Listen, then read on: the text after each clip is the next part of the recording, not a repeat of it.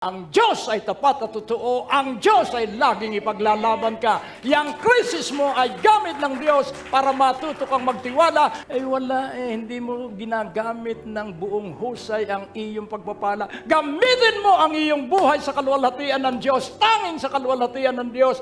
Lahat ay gamitin mo para sa kaluwalhatian ng Diyos. As it was in the beginning, is now, and ever shall be, world without end.